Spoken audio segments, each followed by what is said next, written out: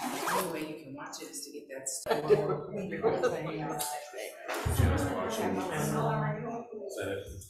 That's Charlie. Yeah. She is. You're running for Victoria.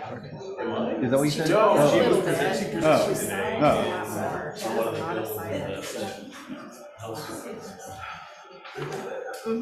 Yeah, my son and daughter-in-law have been teaching her sign language so that she can communicate without getting frustrated. Yeah. Like it's pretty brilliant. So my kids don't want this because we just cannot connect and communicate. Now she does so good because she asked for a cherry, which is this, it's at dinner, but she didn't eat all of her dinner, her chicken have cherry. My daughter-in-law, because we're FaceTiming, but my daughter-in-law said, no, you have to finish your cheese. She's her head, no, it's not gross.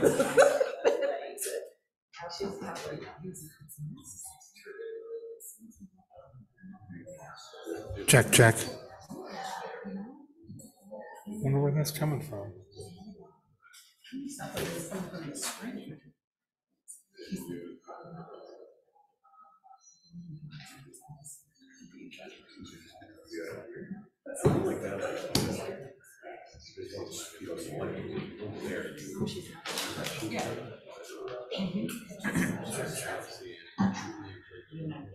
I do not. I think Justin's filling in for. Oh, no. Oh, Judge Kennedy. Is your mic on? No, it's muted. This is you. She's Gray County.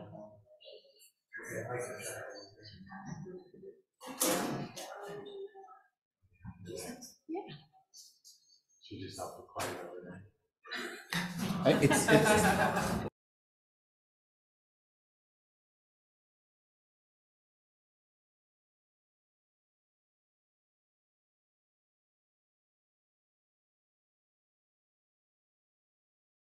I mean, if you're trying to figure out where the 2 seconds. 2 seconds. That's a long while. That's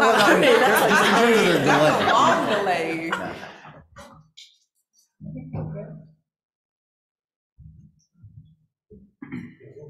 Okay.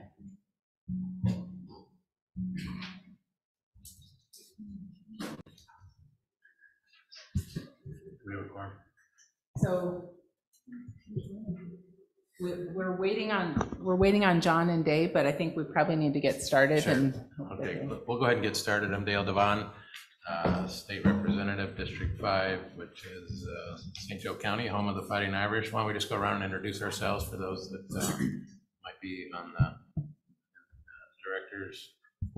Okay. Terry Stigdon, Director of the Indiana Department of Child Services. Justin Faulkner, Chief Administrative Officer, Indiana Supreme Court. Chris Blessinger, Deputy Commissioner, Reentry and Youth Services for Department of Correction. Stephanie Knight, the youth member. Dana Kenworthy, Court of Appeals Judge.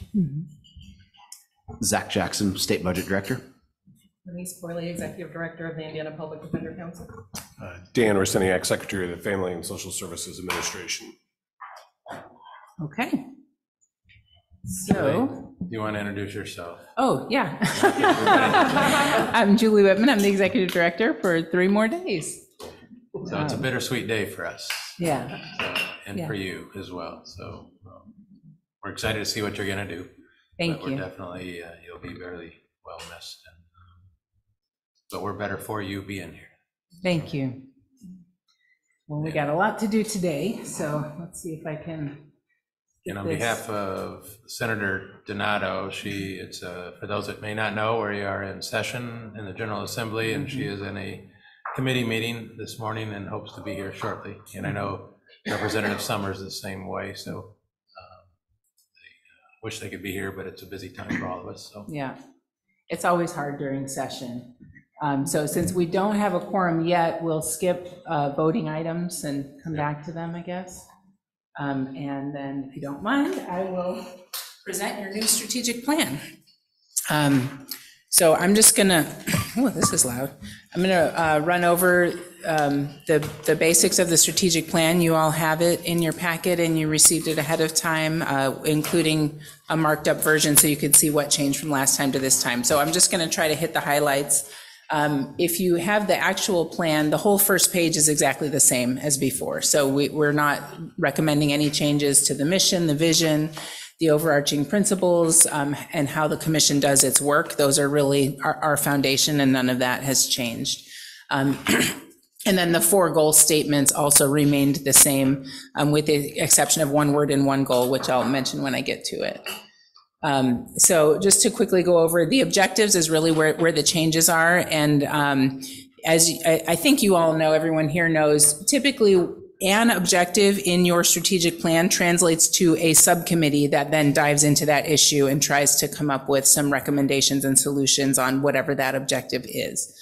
So some of the objectives we've carried over from the previous plan, some we've kind of combined, restated, and some we have felt like they're completed or they're being addressed elsewhere, and so we've left those out.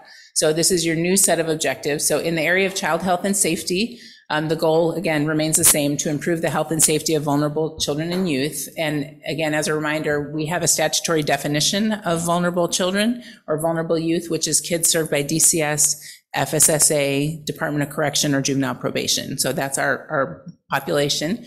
And we want to look out for their health and safety. So objective number 1 is a new one, and it's really all around that social and concrete support for families. This ties together with prevention. We've been talking a lot about how do we get upstream, how do we prevent families from coming into contact with the system or coming back into contact with the system. And so, so this is about how can we figure out ways to put social and concrete support around families in their communities. What's the right role of government in that, and how do we partner with community-based organizations, all of that. And the second part of that, including those being cared for informally by relatives. So we pulled in our kinship families explicitly into that objective as well. The second one here, increase housing stability for families with children. That's new. That would be a new thing for the commission to tackle. It's a big thing to tackle. I'm not sure what this group will be able to do on that, but it's obviously a huge problem that comes up over and over and over again as an obstacle for many of our kids and families. So we'll study it and see what we can do. Number 3, recommend ways to increase the power and voice of children in state care. And this comes pretty directly from our youth members. And you know, we've been kind of talking about ways to make sure kids in state care are safe. And where we sort of landed on that is if we can figure out ways to just make sure at least they have a voice in where they are, and if they're in residential care, if they're in detention, wherever they are, that they have the opportunity to really speak for themselves. That should increase safety, that should increase well-being, all kinds of things. So how can we sort of attack that from a policy angle and have that really happen systematically? Number 4 is almost a carryover from the last one. We had already an objective about reducing the sexual victimization of adolescents. We've broadened it to include healthy teen relationships and preventing unplanned pregnancy. So obviously all 3 of those things kind of go together. So we'll have a subcommittee looking at that. And then number 5, increase access to early intervention for vulnerable young children. And that can mean lots of different things.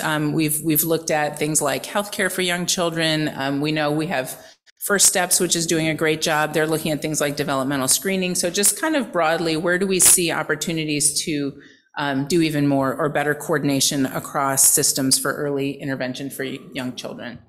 Any questions or thoughts on that first bucket of child health and safety? Second area is mental health and substance abuse. And again, keeping the goal the same, increase access to quality mental health and addiction services for children and their families. So all those kind of important concepts in there. We want access, we want high quality, and we want services to both kids and families. So objective 1 stays exactly the same. The task force wanted to keep looking at this question of evidence-based practices. This is where our pilot of multisystemic therapy came from, this group, and they said, yeah, we're going to keep going. We're going to look for other evidence-based practices that we can bring to Indiana. Number 2, children with high acuity care needs, and you're going to hear a presentation on this later in the meeting. So there is work already being done on this in the state. So the intent with having it in the strategic plan is not to duplicate or reinvent that wheel, but to just kind of keep in touch and keep updated on what's going on with those kids. These are the most heartbreaking emails that I get when, a parent emails and is like, my child has autism and they have aggressive behavior, and I'm afraid for their safety and mine, and I don't know what to do, and nobody's helping us. And it's not because nobody wants to help, right? But we're having trouble really serving those kids well. So we want to just keep that on the radar. And again, you'll hear about some progress that's being made on that issue later today. Number 3, screening for prenatal alcohol exposure, and you're going to hear in a little while too a new set of recommendations on that. We had the presentation back in December of the findings of a statewide needs assessment on prenatal alcohol exposure. There will be a set of recommendations later today, and then so this subcommittee here, assuming you all keep it, would be kind of the place for those recommendations to go and get worked on. Number 4 is exactly the same as it was in the previous plan. So looking at prevention of addiction, promotion of positive mental health in kids, and particularly, again, those kids whose parents are suffering from a mental health or substance use disorder, what kinds of protections and promotion of good stuff can we put around those kids? And then the last one is a little bit of an expansion on what we had before. We had an objective around preventing youth suicide, and we've broadened that to just improving teen mental health, and with the focus on suicide as well. But we know, and you all saw the numbers from the Youth Risk Behavior Survey last year, teen mental health is really, the state of our kids is alarming right now. And so we need to keep a focus on that as well. Any questions or comments on the mental health and substance abuse area? Okay, their third area is educational outcomes. So again, same goal, improve the educational outcomes of our vulnerable youth, those system-involved kids that we're looking at. Number 1 objective stayed the same, improve access to high quality early care and education for vulnerable children and families. And again, with this, we're not looking to duplicate what the Office of Early Childhood and Out of School Learning is doing, or the Early Learning Advisory Committee. Those groups are there and they're really focused in on that. We just want to stay in contact and make sure that as all of that statewide work on early learning moves forward, that we continue to kind of be an advocate for those vulnerable children according to our statutory definition, right? And make sure that they are getting what they need at that 0 to 5 age. Number 2, increase the use of restorative practices in schools throughout the state. This kind of ties in to what we previously looked at as positive discipline. And then we also in House Bill 1359, there's a lot of discussion around diversion, and that statutory definition of diversion, it explicitly encourages the use of restorative practices in diverting kids out of the justice system. That can happen in the community, that can happen in many different levels, but also can happen in schools. And a lot of the entry into the justice system begins with school discipline issues, right? So if we can help schools make sure they have the tools they need to employ these restorative practices within schools when needed, that should help on the diversion from the justice system as well. Trauma-informed schools, kind of likewise, but a broader approach to making sure our schools are informed and able to really provide strong academics to kids and not let past traumatic experiences get in the way of that. This one, number 4, also really comes from our youth members and input that we've gotten from both youth and folks, service providers, to really look at the quality of the education that youth are getting when they're in out-of-home placement. How do we make that as good as it can be? Number 5 is a new area as well. This came up in our strategic planning retreat around looking at kids who have an IEP and fit our vulnerable youth definition. We think there's probably a lot of crossover there, but we don't even really know how much. So the first thing would be, can we look at the data and see what's the overlap with IEPs and kids who are served by DCS, FSSA, juvenile justice, and then kind of from there see if there are some things to do to explicitly help those kids. You know, when we think about our statutory definition of vulnerable youth, FSSA obviously is a very huge umbrella and includes lots of different divisions and different programs. But one of the groups of children that are served by FSSA is children with disabilities, and we don't talk about them enough, I think.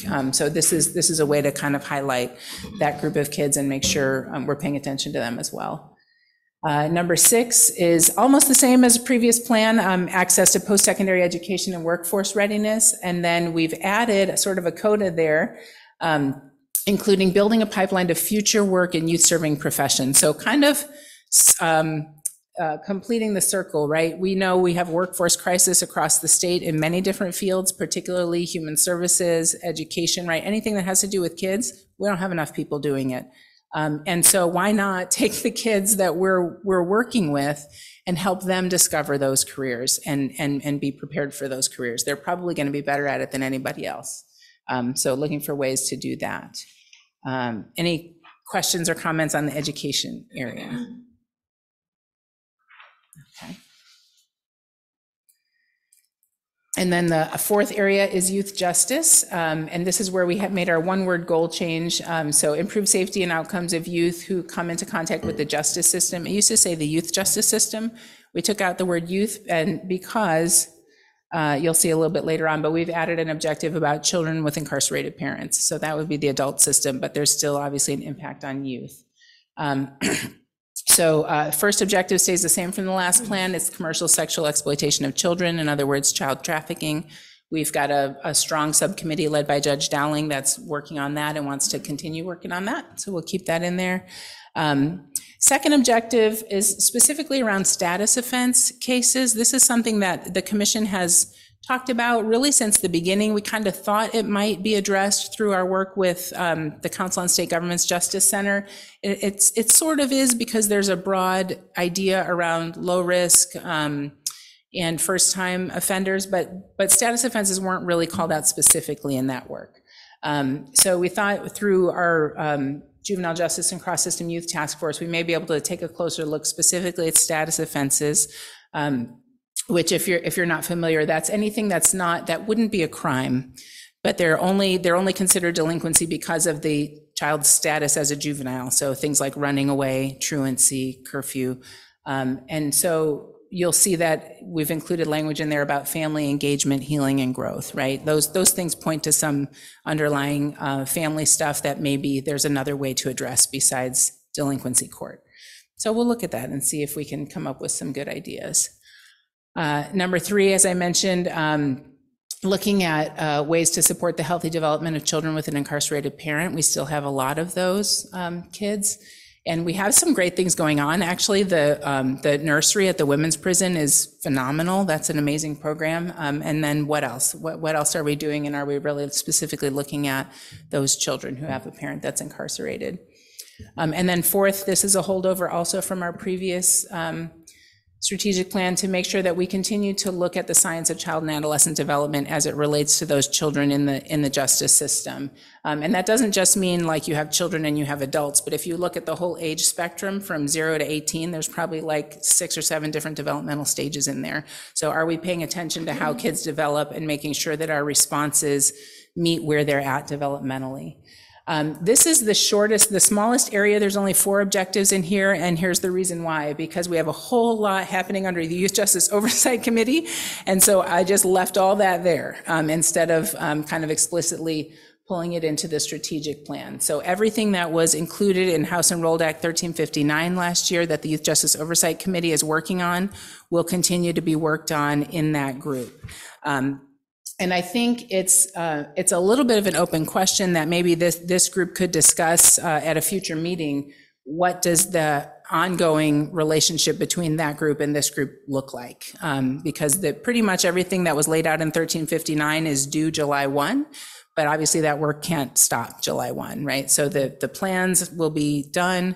I'm veering a little bit into Justice David's update, and he's going to come on later and let you know how they're doing in the YJOC. But at any rate, so these 4 objectives are things that are not being addressed under YJOC that I think our task force could still pull together and take a closer look at. Julie? Yeah. With respect to number 3 under strategy goal 4, this is something that has been on my mind for a long time, and I bring it up occasionally at different tables. But when we think about kids who have parents who are in the criminal legal system, from a data perspective, I think it would be so helpful at the time of arrest if we knew a person being arrested, whether they had children and what their custody relationship to that child is.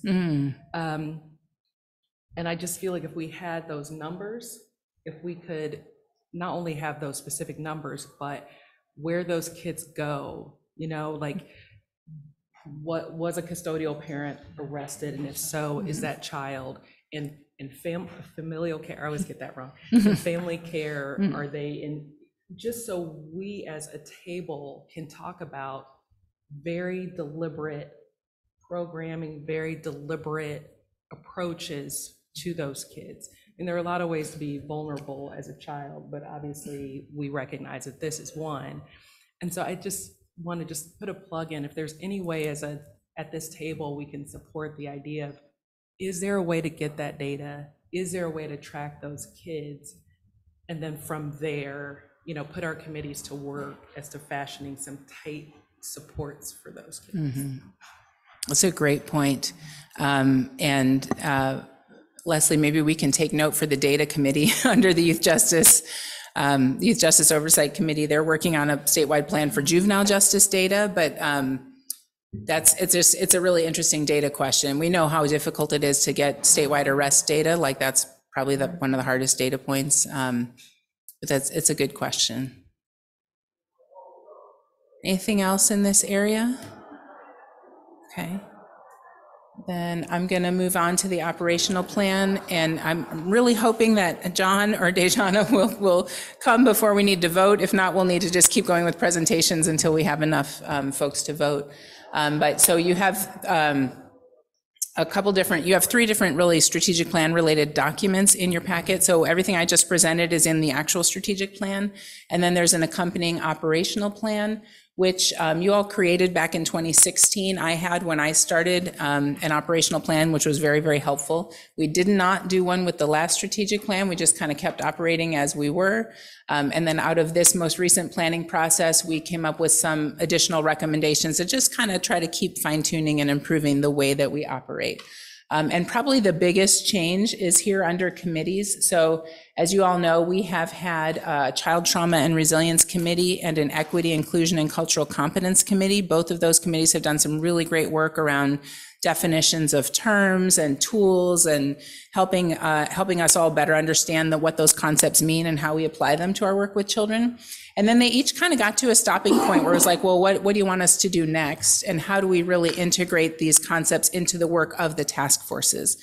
And so what I'm recommending, and I've talked with the leaders of those committees and they're in agreement, is to, instead of having separate committees on those topics, to integrate that expertise into the task forces. So each of those 4 task forces will have someone who with expertise in a professional role related to diversity, equity, inclusion, and someone with expertise in a professional role related to child trauma, so that they're right there in the task forces as those recommendations get developed. And then, going on with the committees, I'm recommending that you kind of review the function of the Child Services Oversight Committee, determine if that's still doing what you want it to do. Do we need it? Do we keep it, change it? What does that look like?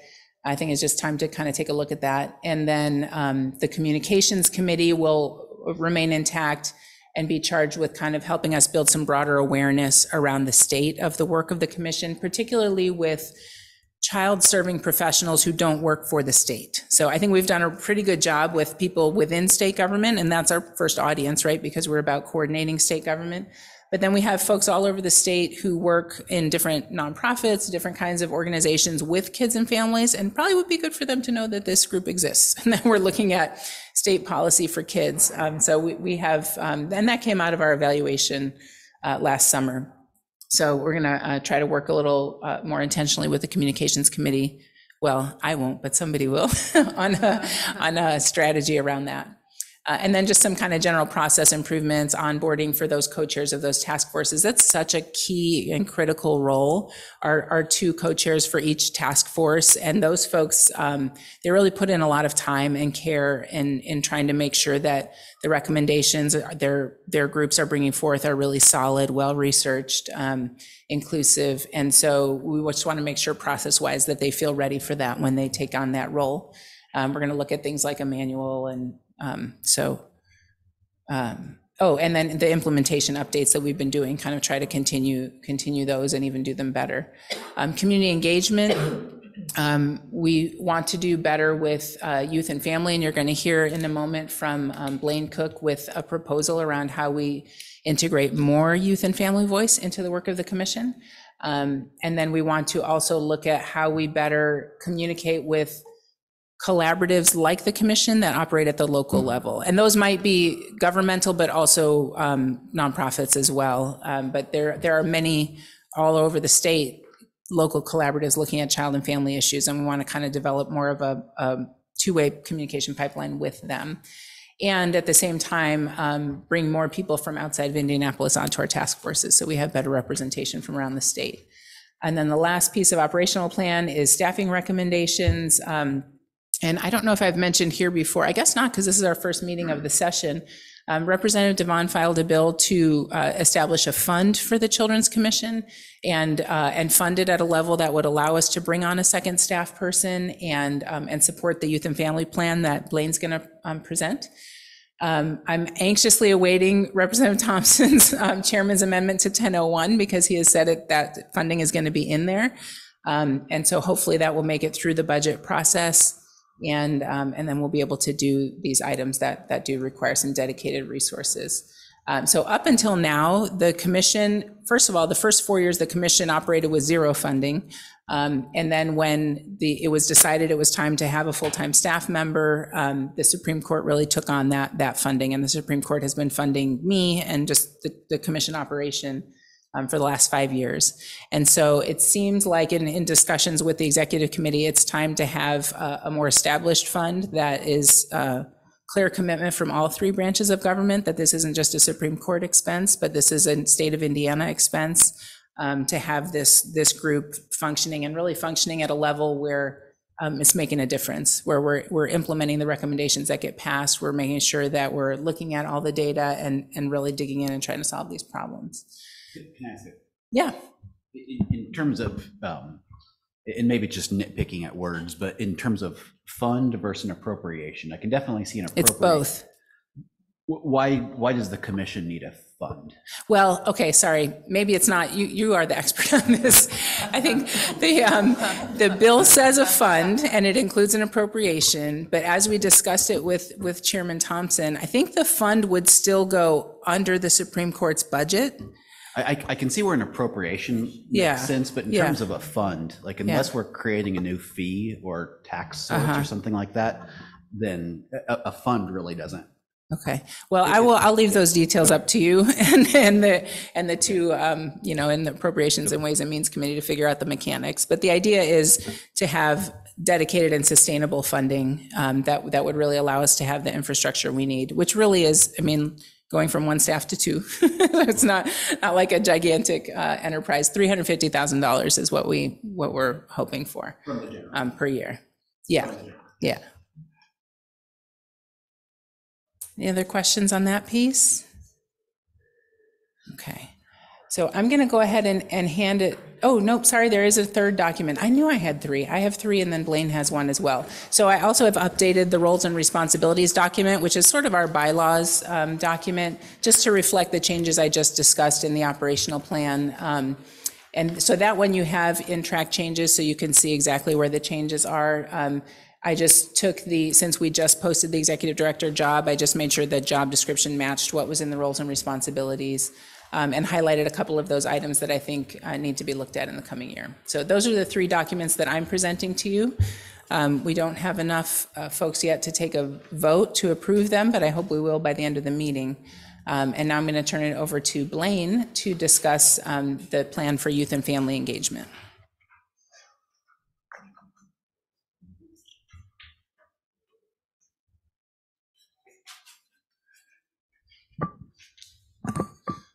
Hi, everybody.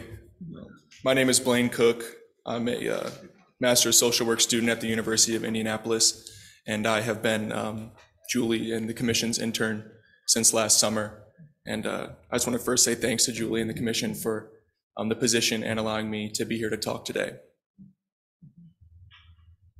So in 2019, a previous commission intern produced a report investigating the importance, options, and challenges of incorporating youth voice in this setting. The current report that you have in front of you from me builds on that one and outlines a proposed structure and some procedures necessary to promote authentic youth and family engagement. I'm outlining the main ideas of that report here. So first, I'll reiterate the importance of including youth and family voice and a little background about how we got here as well. And the recommendation plan includes three main pieces, which is recruitment and facilitation, structure, and then obviously compensation and evaluation. So the first main point, I guess, as to why to include youth and family voice and why it's important. The full potential benefit is probably immeasurable, but there's three main ones that I included here.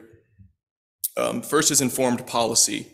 So individuals who have been involved in the child welfare or court system have a unique and valuable perspective that is important to the process of examining a community's ability to meet the needs of their children and families.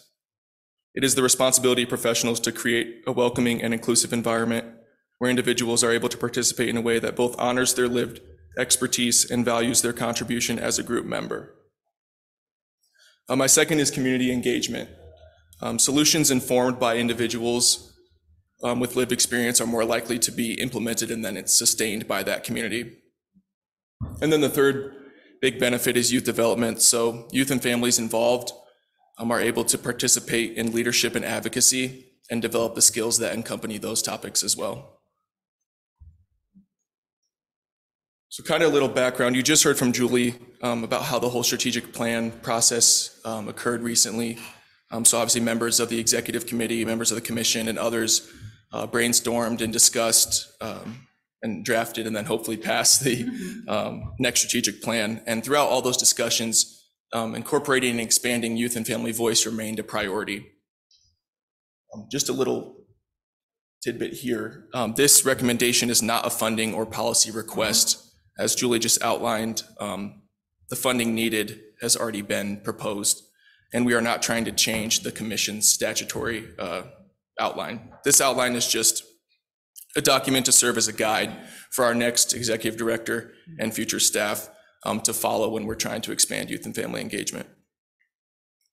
So our current setup goes as is. We have two representatives aged 18 to 29 who fit our vulnerable youth definition, which means they've lived experience in the child welfare, juvenile justice, or FSSA system. How the commission process goes, as we saw with strategic planning, is we establish the strategic goals. The subcommittees then decide what topics they want to investigate, look at data, look at programs, things like that, and they talk about those and come to their task force or committee for review. And then the executive committee decides, let's put it on the agenda and let's talk about it at the meeting and see if it passes, if there's a formal recommendation. So at the end, it's then presented to the commission for a vote. Right now, we are very thankful for the current youth representative input and the amazing individuals that currently serve that role, but it comes in at the end. So that process there, we don't have youth and family voice until it's already kind of the end part, the vote part. So my task was to research and recommend a way to expand the youth and family voice into the commission work group so that it happens earlier in the commission's process. So the first part of the recommendation plan involves like recruitment and facilitation, so kind of who we'll partner with. After consulting with the experts, members of the commission and its executive committee and community experts as well, we decided kind of to look for a community partner. The commission has successfully partnered with different agencies for a variety of topics involving youth in the past. So we would look to partner with a community agency to facilitate and recruit the youth and family voice that we'd partner with. So two main reasons why to do that. One is time efficiency, as Julie has outlined very well. The executive director's time is stretched thin. We don't want to do an inadequate job because of potential conflicts in time commitment and effort. The second reason why to partner with a community agency is just for qualification. So even with the proposed additional staff support, those who specialize in empowering individuals to participate in spaces like these are better equipped to facilitate a group in this topic. And then the second part for this part of the plan is kind of the criteria.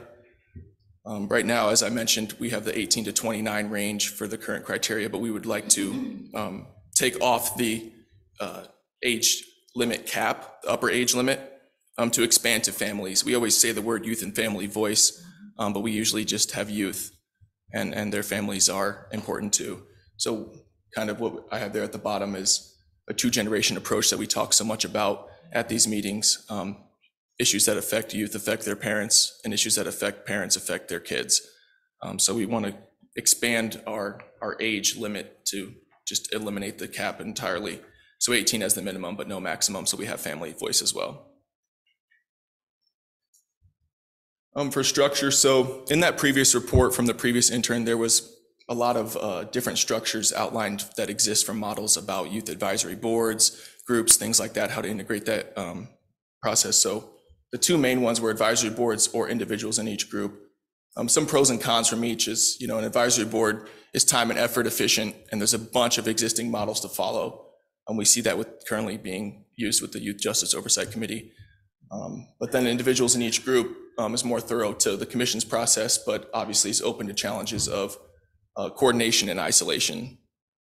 So we kind of, after consulting with a bunch of people, recommended this hybrid model. So we want to establish an advisory group, but we also want to allow individuals from that group to attend task force and committee meetings of their choice so that they can actually input their voice earlier in the commission process when the commission task group or subcommittees are deciding what are we going to look at, what do we want to put our efforts towards, and how's that going to look. Blaine, can I give a little clarification Yeah. too? I just want to make sure everybody's clear. This proposal would be in addition to our two youth commission members, not instead of. I'm sorry. Yeah, I said that. Yeah. And then lastly, obviously, compensation and evaluation. Right now, our current youth receive $75 per meeting, and their travel is reimbursed. That's in the statute. We want to obviously mirror that for those that would be involved with the task force level and advisory group structure there. And then obviously we want to evaluate if we're engaging with those people in an equitable way. And we would want to do that with the community partner to see if we need to improve something, what's going well, are their voices being heard, are they receiving benefit from partnering with the commission on things like that, or is there some things that we can definitely do better?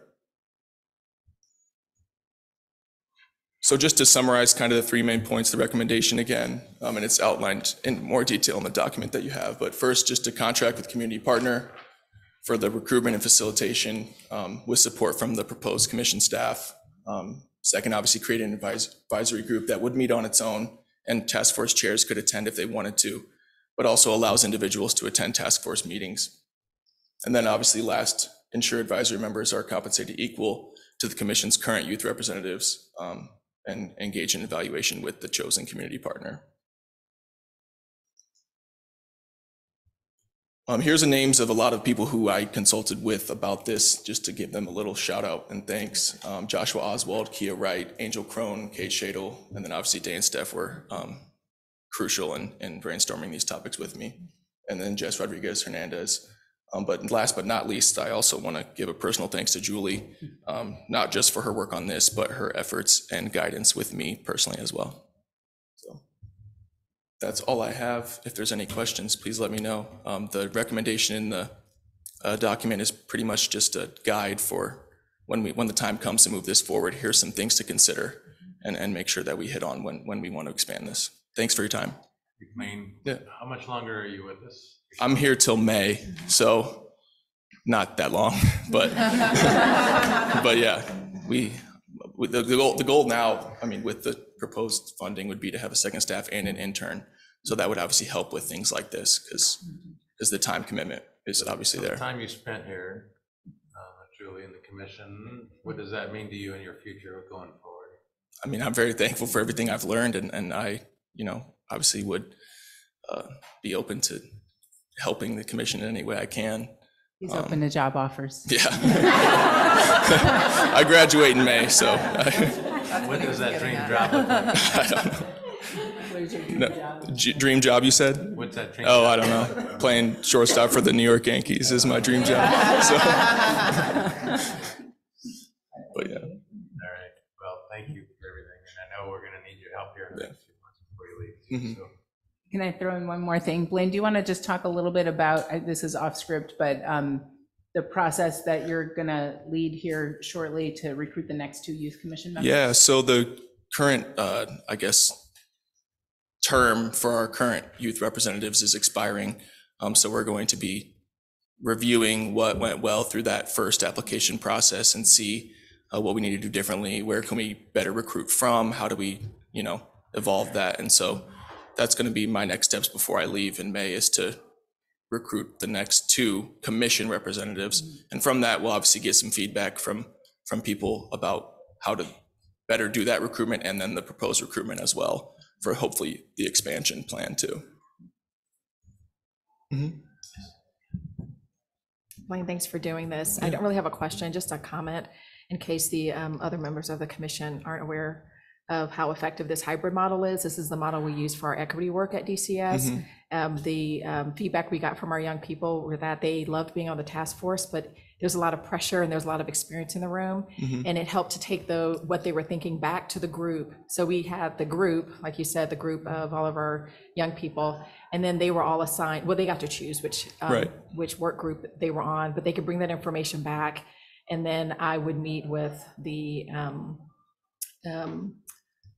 2 co-chairs. So we had a young person on our head advisory group, and then that young person helped lead all the other young people together. So it's really effective, and you get a lot more out of it than if they were only on the work groups and had to try to figure out how to say what they were thinking among a group of very experienced people in the fields that they're in. So it's a very effective model, and I love what you presented.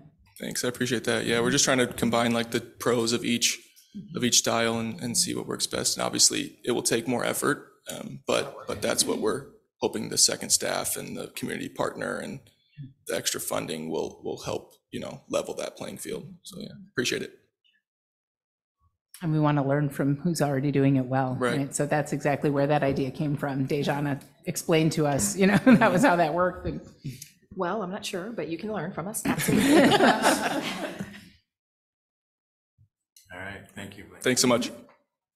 So it looks like, are we going to go to the strategic priority in mental health and substance abuse portion? So it looks like Susan Ellsberg.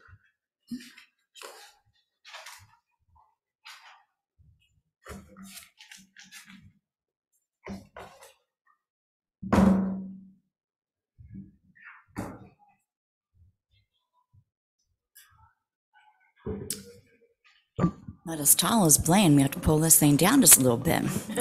Thank you for allowing me to present here today. We did do a pretty in-depth presentation during December, so we're not going to go too much in the weeds in there, and your packet should have everything that you need. But we want to get to some of the challenges that people with prenatal alcohol have. And we found out through our statewide needs assessment that there's a general lack of awareness, which for this individuals, that's isolating for them. We're not having inappropriate care. And I wish I could read my slides, but my old eyes are looking, going, I can't even read what I said here. Excuse me, I'm gonna go this way. That lack of support for them, and the big impact for the commission to consider is the impact that it has on your systems. Because we're not having the awareness, we don't have appropriate supports in place, which means that all of the people around the table here, the systems that you work for, are all being impacted in a way that work on the capacity issues and challenges that you have, as well as the resources that you're having to put toward meeting these individuals' needs. And it increases the potential of maltreatment for these individuals. They're very vulnerable. They're vulnerable in their school systems, and they're vulnerable for being manipulated by the people that are around them. And if you have questions, please let me know. I'm going to read my recommendations off my sheet of paper. That's okay with you. So these recommendations came through our subcommittee and then through our general committee that last month, and that we're strongly recommending that this task force stay, or this subcommittee remain in place to look at best practices, identifying systems changes, and community partners to improve the outcomes for those with prenatal alcohol exposure. We are strongly recommending that all DCS and juvenile justice staff be FASD trained. And we're strongly recommended that all foster and adoptive parents be trained. Strongly recommending all children entering the child care welfare system be screened for FAS, and that we're recommending that Families Moving Forward and Facets evidence-informed programs be put in place to assist with the emotional behavioral challenges for individuals with prenatal alcohol exposure. And I do want to let you know that Indiana Alliance has 2 staff members that have been trained in the Facets program, which will be available as resources to provide training. And then also they are willing to sponsor a training for Families Moving Forward. So while this sounds like that it may be some challenges with the cost, you have a community partner that is willing to assist with making sure that we get these recommendations through. There is FASD training that has been recorded, that's available on the internet, and Indiana Alliance is also willing to provide that training. So it sounds like a big bite to chew off, but I think we've got everybody in place to be able to meet their needs. And so are there any questions for me about those recommendations or why we came to those recommendations? Questions or comments? Thank you. And I'll just mention, our 2 missing members are on their way. So we will, once everybody gets here, we'll have a bunch of votes to take, including approving these recommendations if you all agree and don't have any concerns or questions. Thank you very much. Oh, sorry. I kind of expected Terry to have a comment or a question. Yes. So, I don't know, maybe comment, question, both. I'm always a little leery when there's recommendations for FCMs to add to what they currently do. Right. We, like any other workforce, there's movement, and training doesn't fix an issue. Training alone doesn't necessarily fix an issue. So I'm writing notes on, what could be incorporated into the IT systems to help with this. And I'm also wondering, when families are evaluated to determine what services they need, are providers already doing this? So because they could be, and I don't know, so I'd have to ask if this is a part of the evaluation to make sure that they are serving the children and families in the best way possible. So more just voicing how all of this is kind of swirling around in my head. I'm always going to be a little leery, right? Because I want to make sure it's the best solution, and that we're getting the results that we need from that. Because the last thing I want is to say, yeah, it's a great recommendation, and it is a recommendation. However, I have to add, it's not an easy. Absolutely. It's not an easy recommendation to implement. Well, and I have a lot of gaps in what I know about what we already do before I can really fully agree to recommending the recommendations. Does that make sense? Yes. I was a foster parent for the state of Indiana for 12 years. And during those 12 years, I adopted 9 children from the foster system. 5 had prenatal alcohol exposure. So I'm seeing it from what it was like to be a foster parent and then interact with the FCMs. I also was a trainer for the state of Indiana to provide foster and adoptive parents pre-licensure and know what that training program looks like. And then on the parent side, on the opposite. And I think that, and respectfully would offer this to you, that staff are ill-equipped when they're making placement decisions about what type of homes could support a child with prenatal alcohol exposure. And so without that training and without the training of the homes that it goes into, we tend to put children into homes where people's expectations aren't appropriate. And then when we have behaviors that are beyond this child's ability to control, then we have the foster parent come and get this child. This child's acting out. And so then you're placing the same child 2 and 3 and 4 times, creating more challenges for your children and for your staff about meeting their needs. And so while it may be intensive looking on the front end, it's going to create a lot more competency for both the staff and the foster parent. It's going to reduce the amount of moves for children that are in the home, which is a huge concern because it just complicates matter for the children that go on through. And we've got, we're recommending, a year to look at how we can phase this in. So yes, I understand this is not a snap your finger, this is going to happen, but I do think that your population of children are more vulnerable than any other particular population. And we also know from studies that are done, there are more children that are identified with prenatal alcohol exposure in the foster system. Now, do I believe that that's across the board, there's more there? No, but I think that is where they're being identified, because in mainstream, where the families are not in care, we don't have caregivers having their children evaluated for prenatal alcohol exposure due to stigma. So now I have more questions. There have been a lot of changes. Are you still a foster parent? Are you still currently a foster parent? No, ma'am. Because there have been a lot of changes made, especially in the last 2 years, especially with children that are exposed to substances, whether in utero or after birth. So that's why I'm saying there's a lot of gaps here. And I emphasize training is great, but just because someone's trained, it may not necessarily get the outcomes we want. So that's why I'm always a little leery about that being the only solution. I want to be very thoughtful about it. It doesn't matter if it's hard. It's better to do the hard work ahead of time and prevent poor outcomes later on, right? And that's how the agency has really worked to shift over the last 5 years, is doing more on the front end to prevent the increased trauma, to prevent the increased exposure to children to harmful events that will make it difficult for them to, grow into healthy, active, involved adults where they've had a much better experience as children. So I still have the same concerns. I appreciate what you're offering. I appreciate that. And thank you for being a foster parent, because we always need good foster parents.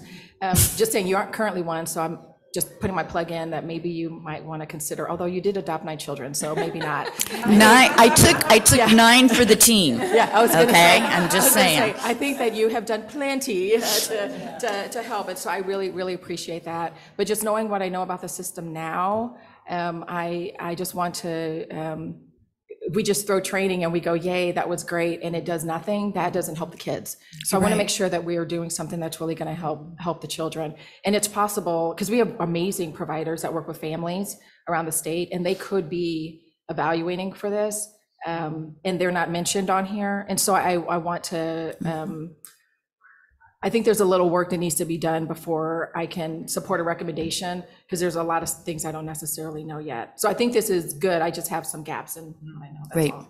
Great. My understanding is that the children, aren't being screened, which is a big piece of that. But I do think these 2 programs that deal with prenatal alcohol exposure would be the support that you're talking about, not just the training, but the programs themselves. Okay, now we know who they are, how we can support them, and how can we support the families who support them that are tailored to the prenatal alcohol exposure. But I do appreciate you being diligent and wanting to make sure that you know what those gaps are, because otherwise you would just get the checkbox, and we're not looking for checkbox, we're looking for outcomes improvements. Thank you. Thank you. In light of what Director Stickton said, I'm looking at the recommendations, and it seems like the first and I know we're not ready for action, I just wanted to talk through it in light of the comments. It seems like the first recommendation strongly recommend the FASD subcommittee remain intact, so on and so forth. That I think makes a lot of sense, and there could be an opportunity, Director Stickton, to to have DCS have some engagement with that subcommittee, and then Yeah, perhaps table the other recommendations until, there's just more cross discussion there. Would that be something that you would be comfortable with? Yes, that would be fantastic, because I think it would help close potential gaps and have maybe a more specific recommendation based on what we know is available to kids and families. Because if they're, anyway, I'll end there. Thank you. Yeah, That's a I was great thinking recommendation. the same thing, so. Thank you very much. Next, we have Dr. Mara Fennell with FSSA.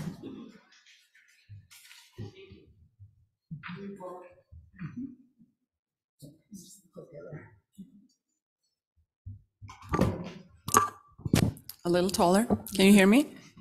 Okay, great. Hey, everybody. My name is Maria Fennell. I'm the Chief Medical Officer for FSSA, and I'm a pediatrician. I don't think I met some of you, but I haven't met all of you. For a little bit of context, I've been with FSSA now for 3.5 years. The first 2 years I spent with the Medicaid program. And before I came to the state, I worked as a health services researcher at IU. So that's sort of my background. I have been asked today to present what we call the Children with High Acuity Needs project, which is really an interagency collaborative project. You should see this presentation as a work in progress, an update, awareness, really. We don't have any results to present just yet. It's a project with government office support of an awareness. And while the solutions, and Julie already sort of alluded a little bit to the population we're talking about, and I'll come back to that. While the solutions may be not so simple, probably, for us to do better, the ask of this project is relatively simple. It's one, how do we do better with the resources we already have and the programs and the many people working so hard, sort of serving this population? How do we coordinate better across our state agencies and with stakeholders with the resources we have? And number two, how do we sort of look at what we have and in a meaningful way sort of identify gaps or capacity maybe that we need to work on and come back with recommendations for what that may be. This slide is really mostly here to just emphasize that this is intended to be an interagency collaboration. It is not driven by one of the state agencies at all. It's, for the most part, I would say, DCS and FSSA that have sort of worked initially, but we have certainly also intended and will continue to seek input from Department of Correction, Department of Education, and even actually, it's not on the slide, but talk to Department of Health because they have some coverage program, and at times some of these children touch those as well. So the goal is to do this interagency-wise. And from an agency leadership standpoint, it's myself, and then David Reed, who's the Deputy Director of Child Welfare Services at DCS.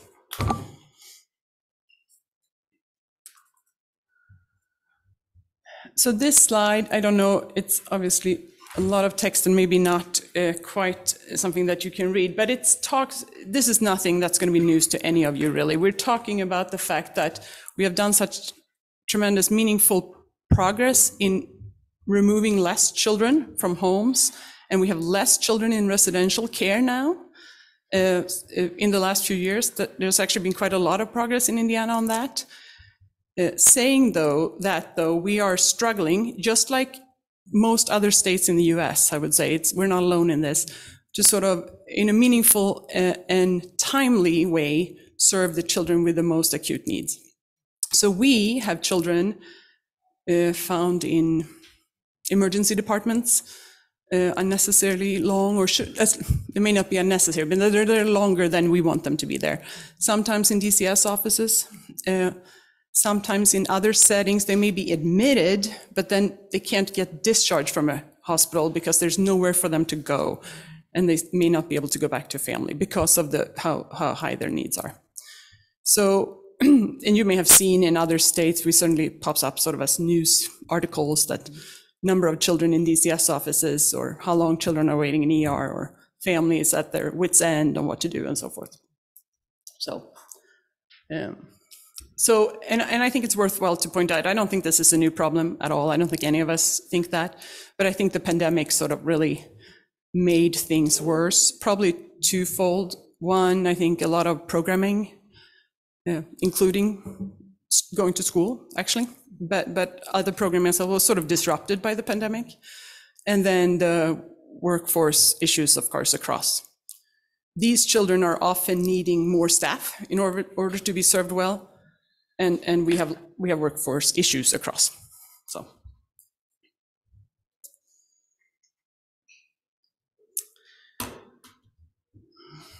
So when we're talking about the definition of children with high acuity needs, we wanted to have a working definition. So we all who worked on this sort of talked about the same population. We did not in any way want it to be exclusive. It's a lengthy one, but just I'm going to read it so that you have a sense for who we're talking about. So children with high acuity needs require a higher level of care and supervision due to safety concern for themselves and others in the community. Due to these safety concerns and the requirements for intensive services, past interventions and other services offerings have typically not been sufficient to meet the child's unique challenges. Children with high acuity needs require the identification of timely and highly specialized locations for treatment and services. While each child's needs and experiences differ, many children with high acuity needs often present with one or more of the following behaviors. So violence, we hear a lot about that, aggression, elopement, defiant behavior, maladaptive sexual behavior, self-harm, property destruction, substance use disorder. And then we say children with high acuity needs also frequently have multiple diagnoses, a history of placement disruption, intellectual and or developmental disabilities, as well as behavioral and mental health concerns. And that's certainly something that has come up already. These children that have sort of both is where we really struggle for swift solutions. Children with high acuity needs, due to the circumstances listed above, as well as past trauma and other compounding social and community factors, may require additional care, supervision, structure, and resources. And that's what we already have heard from all those serving these children, like they often don't have sort of enough people, and that's often a reason for sort of saying no. So again, early on in this project, just want to show you a little bit where we are. A bit of strategic planning and trying to figure out where we are in the late 2022 and now in the beginning of 23 is really when we have started to do some work. What we have accomplished to date is that we have looked, and I say we, it's not me, it's like the group working on this, looked at what other states are doing. This is frequently coming up from other states, sort of on calls that we are on, that what are you doing? How are you better doing this? And so forth. So what are other states doing? What is the literature suggesting we should be doing? And then we have both actually surveyed, and we have done targeted interviews for subject matter experts in the different agencies already. So looked at sort of the state's internal subject matter experts initially. Saying that though, we're in the process of learning things and summarize those things. But what we of course want to get to, I'm going to talk a little bit about the work groups, but what we really want to get to is of course to make sure we bring in our stakeholders too, the community, people that are already serving these children. What are they suggesting and want to see and so forth. So we definitely plan on getting to that here in the next month or next 2 months. So that's where we are, hoping to be able to come back with some recommendations later this year. And if it's something of interest to this commission, certainly can come back here. We're not there yet. So this is what when we looked at what other states are, how is Indiana sort of faring and comparing to other states, and what is the literature saying? It's not surprising necessarily. We looked at what the states in orange on the map there sort of are doing. the recommendation, or what people are doing, I wouldn't say that it's evidence-based necessarily, because people are really trying to figure out best practice at this point. But what other states are doing is that they try to utilize collaboration across agencies, pulling all resources to the table, utilize a rapid response team, meaning pulling together people that are able to make decisions from the different agencies at the table when we really have a crisis. That can be called rapid response team, sometimes a few other things, but work towards diversion from psychiatric hospitals and state hospitals. Again, avoiding sort of very long stays or institutionalization of children. Make sure that there is 24/7 access to resources and crisis interventions. And then make sure that there's appropriate assessment of the cases that are now starting to come to us. It's not uncommon that there has been assumptions made based on sort of very early assessments and so forth, and not necessarily, sometimes they need a relook at what are the diagnoses, like what's the appropriate care. And then, of course, service provisions, including making sure that there's therapy and mental health counseling there. Looking at the literature, identifying, track, and support children through the treatment process and efforts to achieve permanency, set really ambitious goals, make sure that children can be placed quickly, and sort of avoid those limbo stays that people are waiting for appropriate place to go. For the states, are sort of charged with increased sustainable funding for programs to ensure that staff are compensated fairly, to ensure there's both retention and high quality services. Increase early identification and intervention efforts for families. So we talked about that a little bit. First steps, for example, included.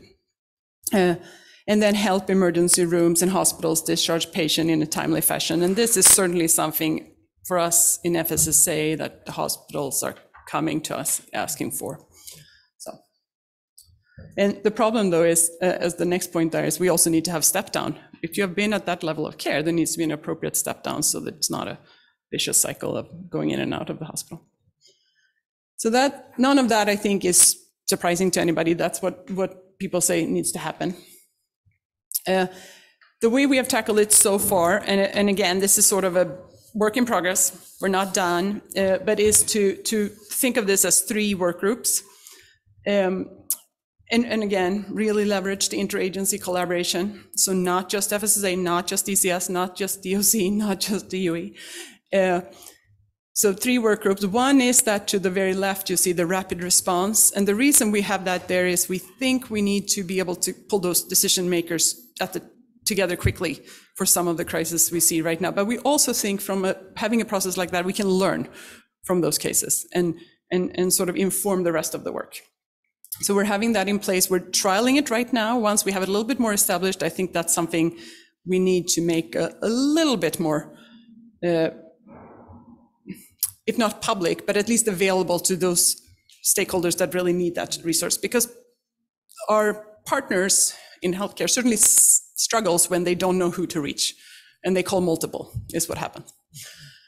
So the other 2 work groups is, one is to look at treatment options and suitability. So look at what we have, making sure we all across the agencies know what we have, and then look at both capacity, do we have enough, but then are there gaps in what we have when it comes to treatment options, for example, placement. The other one, support services, is more to look at, I call that almost like the prevention work group. What do we have as far as support? What's the capacity? Do we serve these families, or do they wait to get served for a long time, which only makes matter worse? And then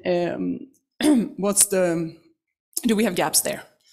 So, and then all the underspinning of all this is, of course, once we sort of start to have the work groups come out with some recommendations, what does that mean for policy and procedures? What does it mean for the workforce? What does it mean for changing our contracts and incentives? And what does it mean for, how do we, that's not coming last. Data collection and analysis, we're already started to think about how we're going to measure the impact and label that, but we need to make sure we have that data.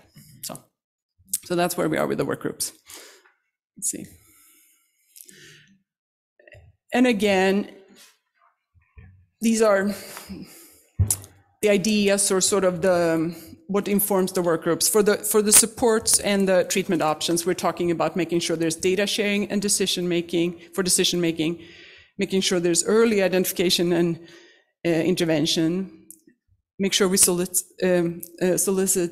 stakeholders with lived experience. Really, every time I talk to a parent or a family that experiences is like a, wow, I learned so much. So we're going to do that in a little bit more of a systematic way. Make sure we continue to do interagency collaboration.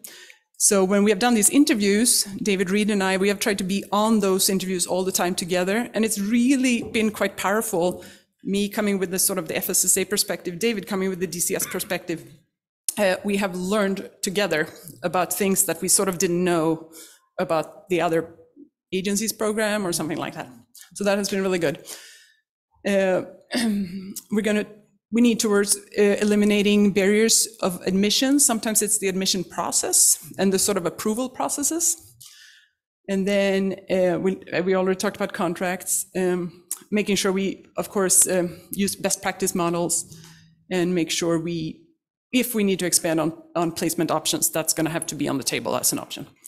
I don't think we're there yet to say exactly what we need, but for the rapid response, I already talked about that, but really making sure that we have an ability for statewide response without bureaucracy, and make sure that we have a good relationship with our community organizations. And I think as a pediatrician, I feel very strongly we have to put the children first here, so it needs to be a very person-centered approach. And sometimes tailored to each of these children. So it's not going to be a one-size-fits-all sort of solution, I think. So that's how we're working with the rapid response team. I think that may be my last. Yeah, that's my last slide. So really just an awareness that this is going on. We have just started in the end of last year. We're now in February already. It's crazy how fast it goes. But it's February now, but we're working on, we have just launched these work groups. If people have questions, if people want to know more, I'm certainly available for that. And we are happy to come back once we have sort of, the work groups have done their job and come up with some solution. It's not this is going to be difficult, but I do think we need to tackle it.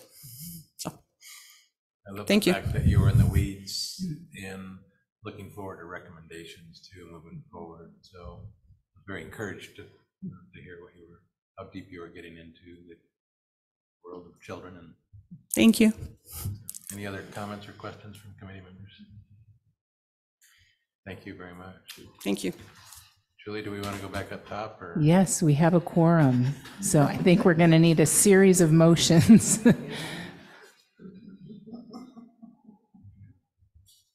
Somebody's got to actually say what you're moving. The first thing would be the consent agenda, which actually we didn't talk about, but obviously there's minutes in there, as there always are. The second thing on the consent agenda is something that was already approved in December, but we did not have a quorum at the December meeting, which was the automatic enrollment in 21st Century Scholars. So I just put that on the consent agenda so we could get formal approval. And then the third one is two new task force co-chairs, which you have those names in your packet as well. So that would be the first action item. Do we have a motion for the minutes? Do we need minutes or not? You can do the whole consent agenda with one motion. I guess, do we have the names of those two? Yeah, it's in your packet. I know, but it's for the Mental Health and Substance Abuse Task Force. Sorry, let me think. Yeah, Mental Health and Substance Abuse. The current co-chairs are David Reed and Dr. Leslie Halvershorn of FSSA. Dr. Halvershorn is rotating off. She's been doing that for 4 years. And then the new recommended person is Tanya Merritt Malamba, who's also from DMHA. So those same two agencies will continue to move forward on that. And then the other one is the Juvenile Justice and Cross-System Youth Task Force. We have had Nancy Weaver of JDAI, who's continuing, and then Judge Galvin retired. And so the proposal is to appoint Judge Carmichael, Judge Vicky Carmichael from Floyd County, Clark County. I always get those two mixed up.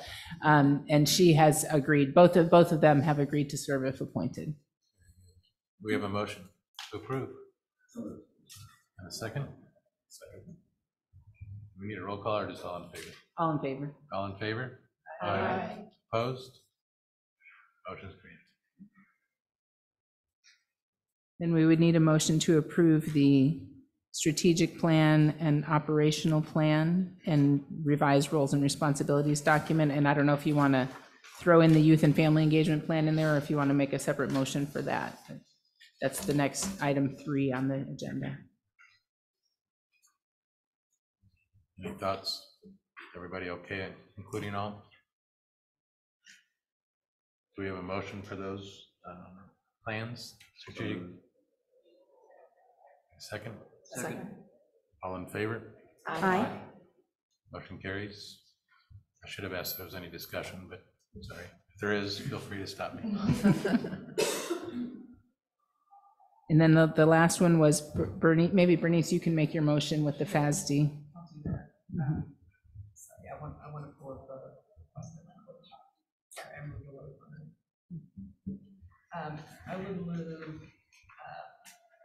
that we maintain the FASD subcommittee intact, and we table, is that proper? I move that we keep the subcommittee intact, is my motion. And then wouldn't we want to include DCS and IDOE into that recommendation? Yes, so I will take that as a friendly amendment. Just trying to help out. No, I love it, I love it. So I would move that we keep the FASD subcommittee intact, and that we add DCS and DOE into the subcommittee as well. Have we had conversations with DOE at all about this? That's a good question. Is Susan still here?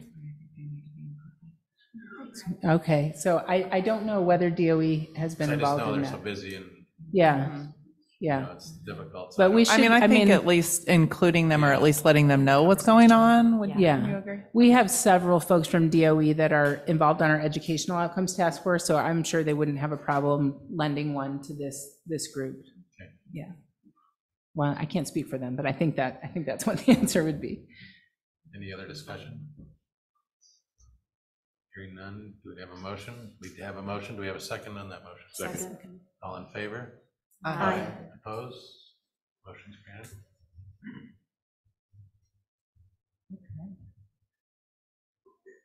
We're caught up. All right, so let's move back down to item number 5, strategic priorities in child health and safety with Amy Wilkinson. Okay.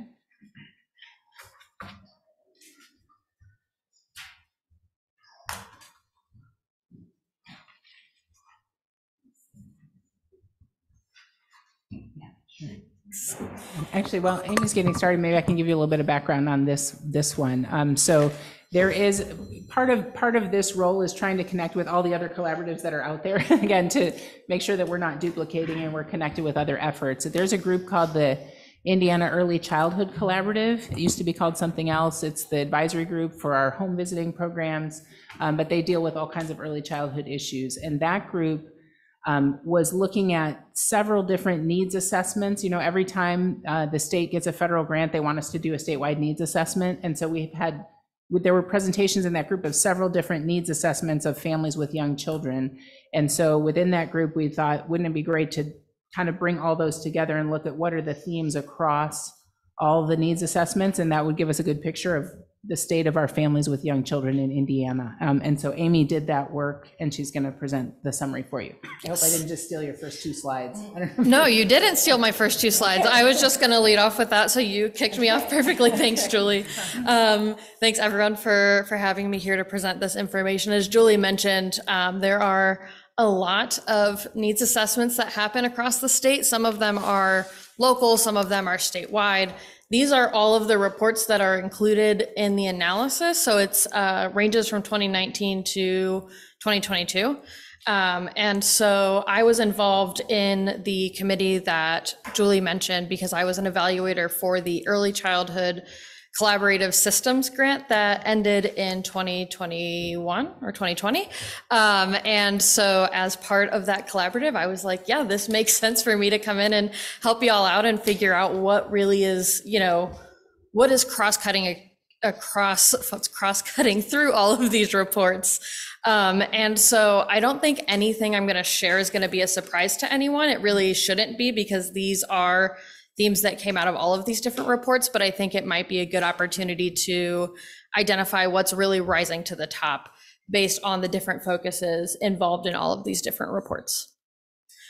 So I'll kind of go through each of these categories in more depth, but obviously the findings were really broken up into what needs exist, what barriers exist to meet those needs, and what strengths exist that might be able to be leveraged to address those barriers and needs.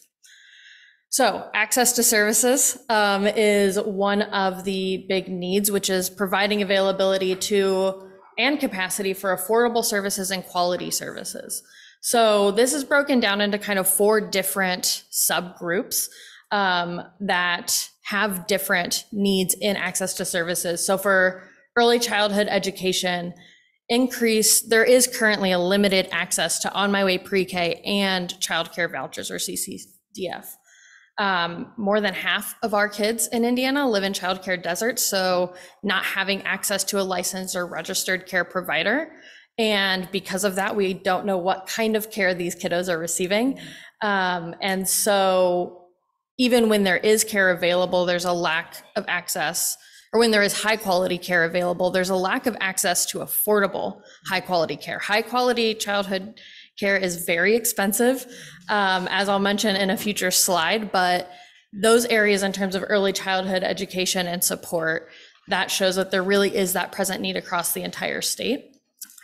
And then pregnant moms and new mothers, there's limited access to great programs like nurse family partnerships. So while we do have a lot of these great initiatives in the state of Indiana, the access to them for families that need them is really limited. Through the statewide childhood needs assessment for Title V, pregnancy and postpartum health is a really big concern from providers, from new moms, from new families, of getting the help that they need and knowing where to go and finding quality providers that are going to listen to the families about their needs. And then substance abuse treatment. For new mothers in particular, we have very limited access in the state of Indiana to programs that prioritize pregnant mothers who need that support, which really builds off a couple of the other conversations that have already happened in the meeting today. And then for children and youth with special health care needs, access to mental health providers, knowledgeable providers, and getting access to the services that they actually need. So this kind of all talks about the fact that families that have children and youth with special health care needs, they're driving hours both ways to go get care for their kids. And even when they do have that care available, sometimes it's not quality, or they need a lot of different services that they can't get in a unified way. And for general healthcare, so this is kind of based on just everyone's responses, healthcare providers, parents, families, just generally the population in Indiana is needing access to general and pediatric physicians, wellness programs, so things like, activities, parks, safe places to walk, to bike, judgment-free healthcare, and access to healthy food. So we know that there's food deserts present in Indiana.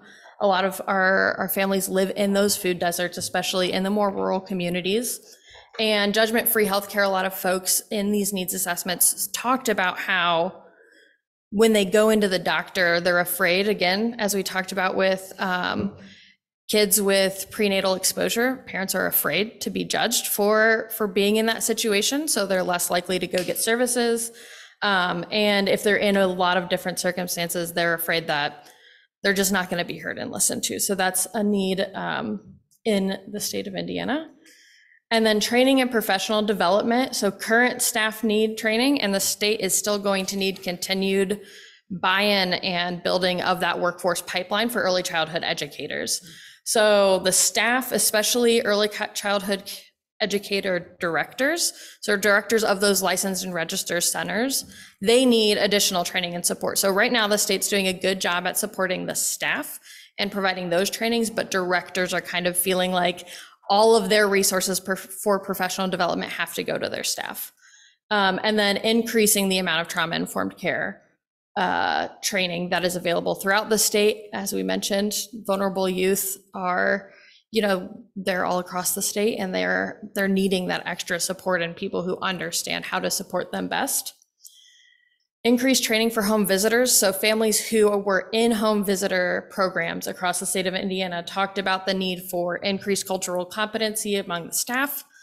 The staff talked about how they need training on tobacco cessation and education on the local community served and domestic violence prevention training. So those are things that families and home visitors alike talked about needing to be able to better support those families.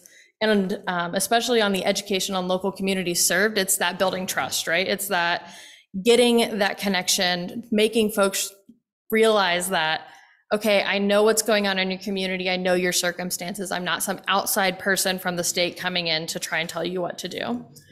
And then again, with the children and youth for special healthcare needs and individuals with disabilities, that need for more training for employers, more training for service providers, more training to serve children and youth with ASD, autism spectrum disorder, sorry.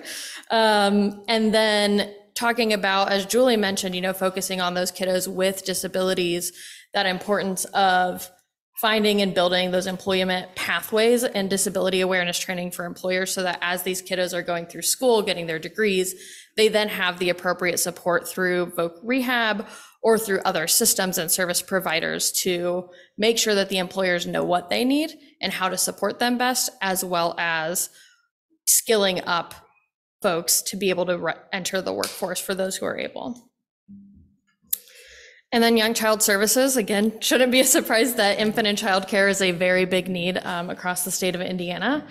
Capacity in terms of licensed and registered care, it's mostly preschool age kids. So that infant and toddler care, there's not a lot of slots for those young kiddos. And we actually rank the lowest in total capacity for infant and toddlers across the nation. So we only have eight per slot. So there's 8 more kids than there are for each slot that's available.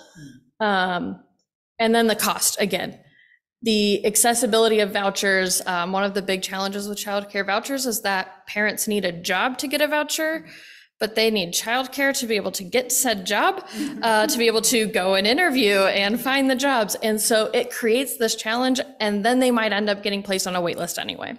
So how can we break down those barriers as a state to give parents that chance to get that high quality care and also be able to become self-sufficient and get that employment option that we want them to have and that they want to have. And then there's also some other challenges in terms of eligibility and availability and providers that accept vouchers. Coordinated data systems. There are benefits and challenges to having coordinated data systems, but it is a need across the state. As again, we talked about and was mentioned is, identifying parents who get incarcerated. Who are parents? What is their relationship with their child? However, it's difficult to get a coordinated data system across multiple systems. Everybody has their own needs, requirements, limitations, and it's difficult to have a lot of different aspects of that. I won't go in too much on the nitty-gritty on the data challenges, but it's really important for us to be able to, it would help us have a better idea in the state of what children are falling out of care, what children are maybe moving around, and also then reducing the need for parents to maybe have to do developmental screenings or other screenings numerous times if they're moving. If that could be in a coordinated data system, then the next provider could get that information as well. So moving on to barriers, looking at untreated and undiagnosed mental health. So this was the top barrier to positive outcomes by healthcare providers, families, and service providers. So this is a really big need that emerged across multiple of these needs assessments. Something that I found really interesting is that individuals see mental health as a top factor for the community, but not for themselves.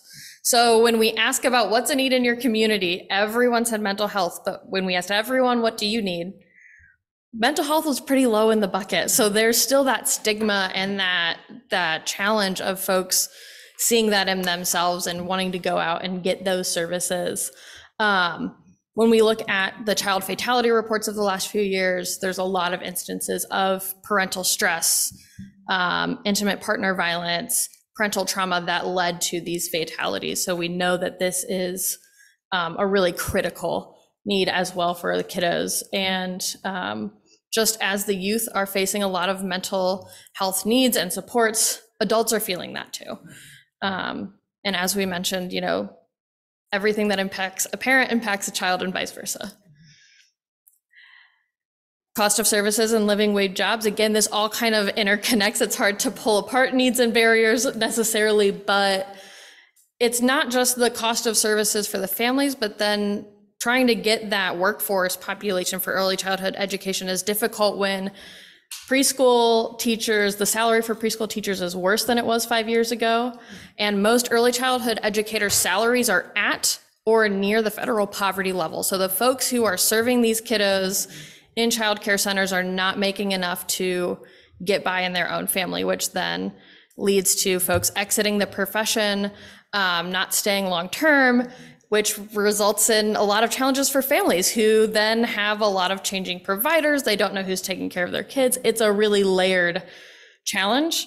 Less than half of the providers in the state say they have a sufficient labor pool.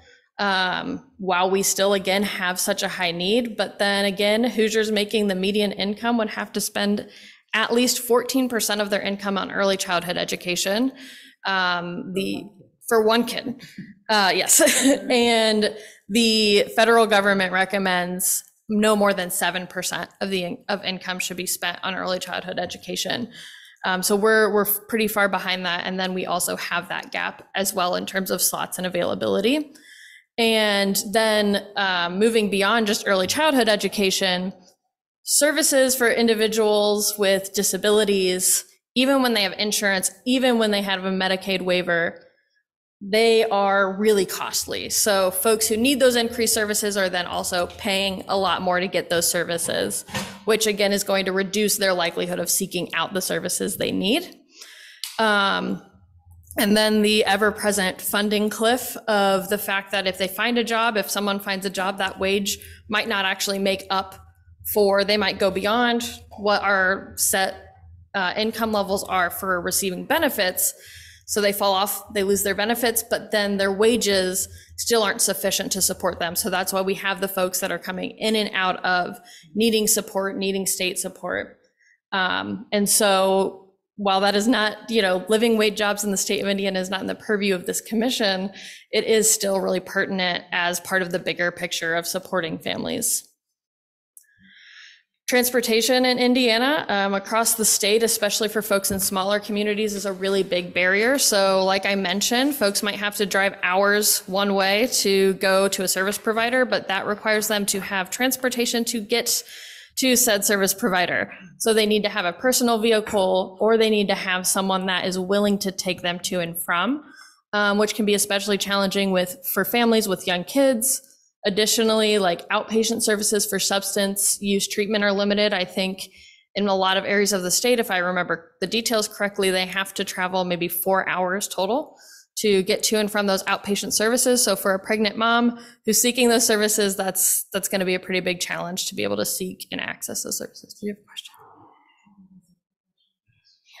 With respect to Bernice, the mic. Thank you. With respect to transportation, I know that 211 through some state funds was able to offer some transportation opportunities for families.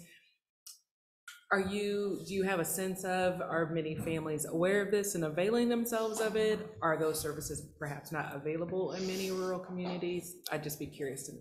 Yeah, my guess would be that folks don't often know or aren't sure if it's available, if 211's available in their area. And then I don't know how prevalent the availability of those transportation services are in the more rural communities. So I think that's even an interesting point to potentially dig into further in future needs assessments and assessments of availability of services in the state. And then community members, again, this kind of goes into that wellness support. Folks want public transit, bike-friendly areas, and affordable transportation. So then in terms of strengths in the state, we'll end on the positive note here. Paths to Quality, or PTQ, we've seen a 44% increase in participation since 2014, and 1/3 of known providers are high quality. So we are getting providers up into that high quality space, which is increasing the number of high quality slots.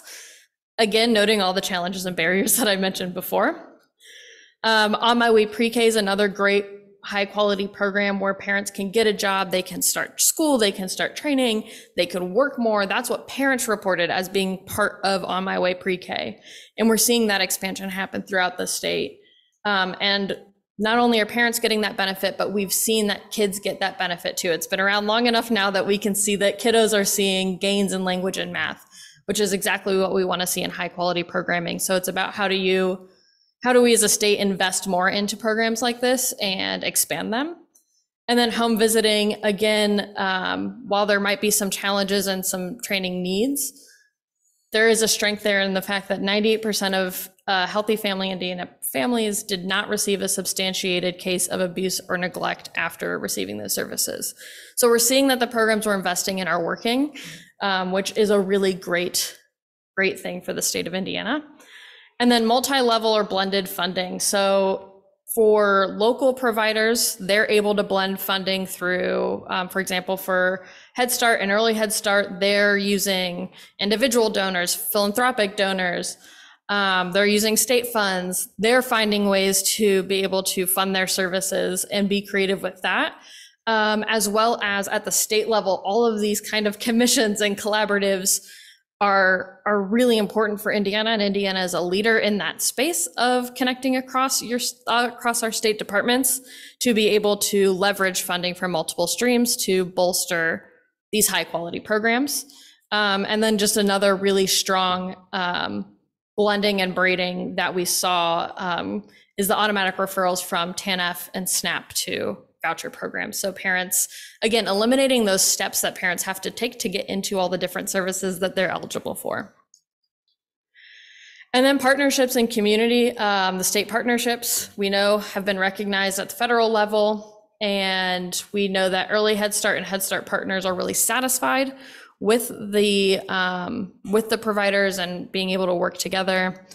And that home visiting partners, things like home visiting, they're able to partner with WIC, with doctors, with community leaders, with hospitals. So not kind of trying to bring that level of connection that the state already has, finding ways to bring that down to the local communities so that they can, again, maximize that connection of services. And then folks in the state of Indiana talk about how they're finding ways to support themselves and finding that community, which is great, especially for children and youth with special healthcare needs. Their families have found local and online support groups that help them be able to feel like they can get through what they're going through. So how can we find ways to build those opportunities for folks to find that connection? That's everything. Does anyone have any other questions for me? Any comments or questions from committee members? Thank you. Oh, wait. Dave, pull the mic. So as far as the data on lack of the amount of money that the preschool teachers make, do we have any solutions? Is our state working on any solutions for that? That's a great question. That's a great question. So that makes sense. If we don't have any preschool workers, then, I actually worked at a preschool, and it's true that they don't make a lot of money. It's very hard to take care of yourselves, and I can just only imagine the turnover rate being high. So I think that would be something that we could get started on. Dr. Dan, I don't know if you're that far in the weeds with the Office of Early Childhood and Out of School Learning, if they have any initiatives related to the workforce and salaries for early childhood workers? I mean, the way we pay, we don't pay salaries. Right. We pay providers rates, and then the providers then pay the salary. So there is work that we're doing. This is the federal dollars. I'm looking at current rates amongst providers and evaluating what we pay and what we pay for. So that work is done.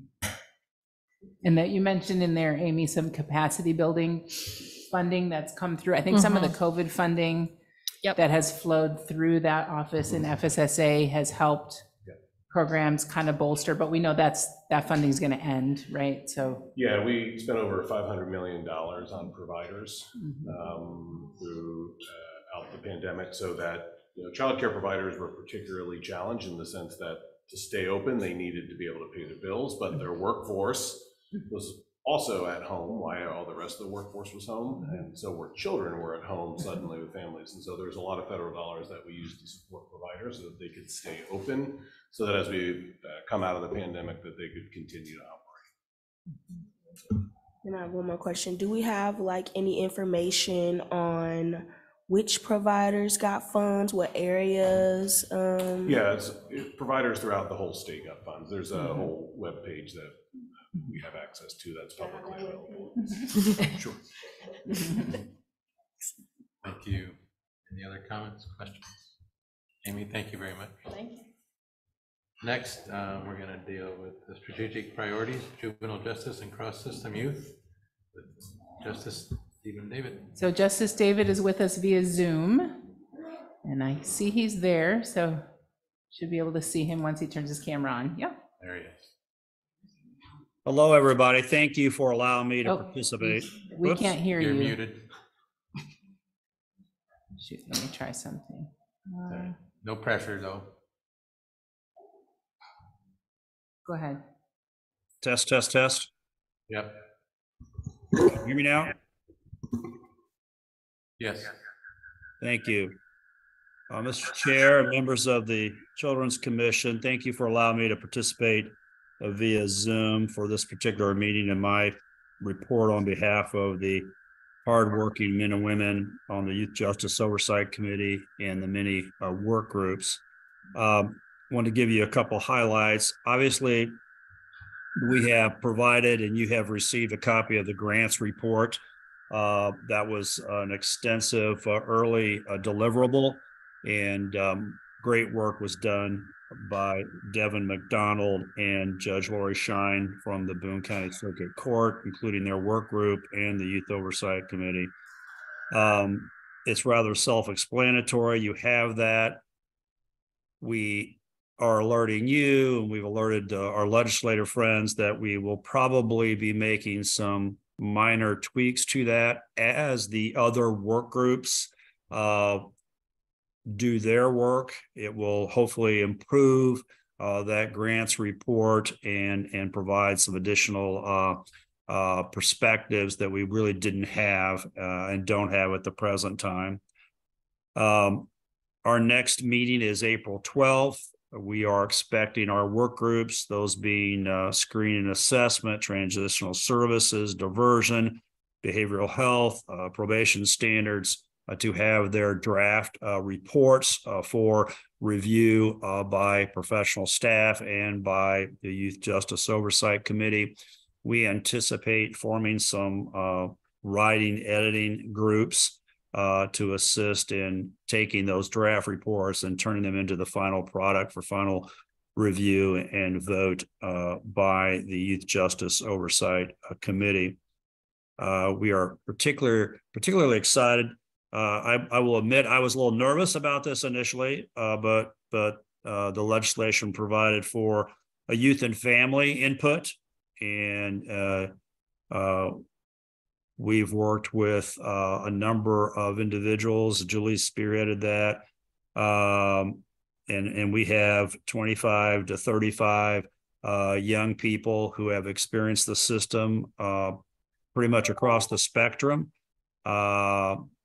working with us and our work groups so that the work groups can meet with these young men and women and present the gist of what their charge is and some recommendations that they are sorting through, and then engage the youth with, what do you think? And tell us about your experience and whether or not what we are suggesting, what we are considering recommending would make it a better experience. And that's gone. I think we've had 2 of those work group interactions, and it's gone very, very well. And we're very, very pleased with that.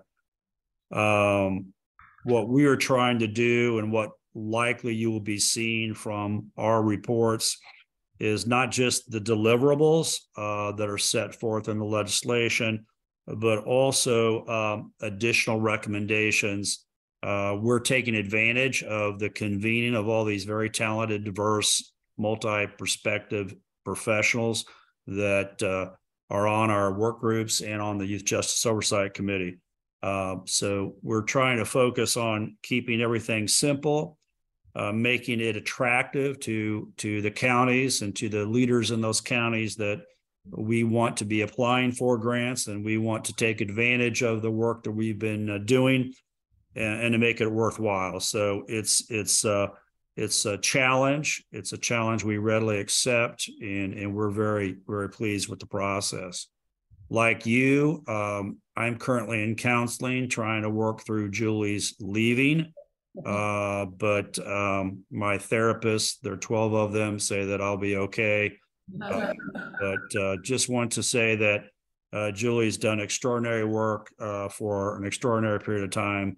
And that's pretty easy when you're an extraordinary person. And we will miss her. We wish her the very best in her new position, new endeavor. But she has left her legacy, her fingerprints on the commission, and certainly on our work. And we're very grateful to her, and we want to publicly acknowledge that and express that. So that's all I have. Be happy to attempt to answer any questions that you all may have.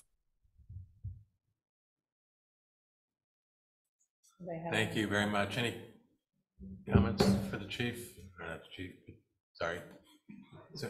Well, that's okay with me, but you're going to get me in trouble.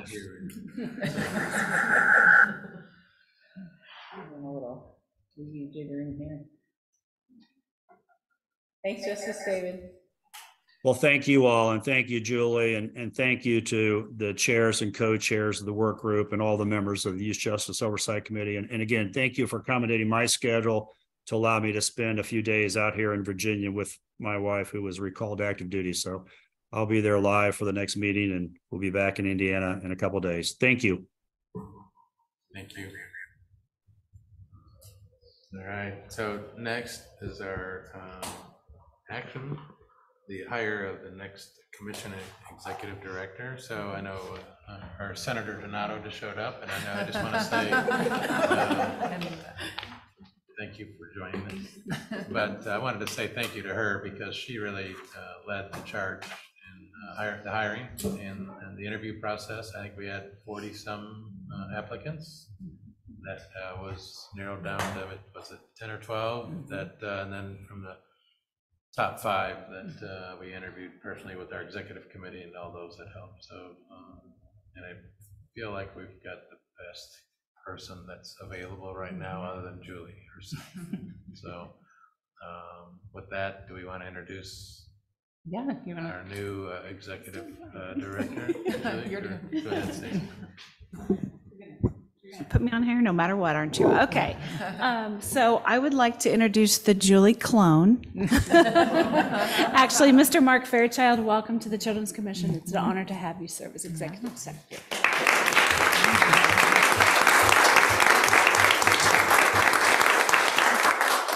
We look forward to having you on board with us. Look forward to working with everybody here.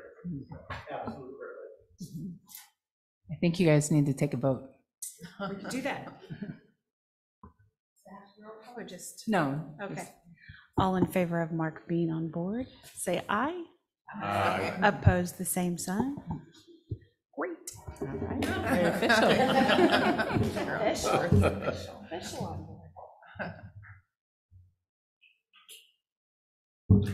Julie, any last comments for you? I will say this, Mark is not my clone. He's gonna take you absolutely to the next level. He's got tremendous depth and breadth of experience in many different child-serving settings, including juvenile justice, child welfare, healthcare, just very, very broad experience and expertise and knowledge. And plus, he's just a really nice guy. You guys are gonna love working with him. So I'm really pleased that you all have made this choice, and I'm excited to hand off to him, and I think it will be really seamless. He's going to start on March 6th, so there will be a 2-week gap where Blaine is going to be your go-to man. He'll still be here interning, and I think the future is great. I think Mark's going to be able to just pick right up and, again, take you, with this new strategic plan and new operational plan, and just keep making things better. And for those that might be watching that were a possible candidate, I just want to say it was a very tough decision because there was a lot of great people in this state. Yeah. Are truly trying to make a difference, and it was a tough decision. I know, and Stacy, I think you did an awesome job nailing it down. So, with that, we're adjourned.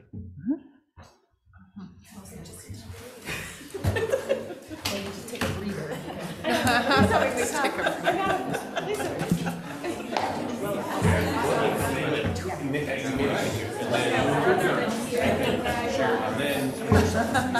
Go back to your other business.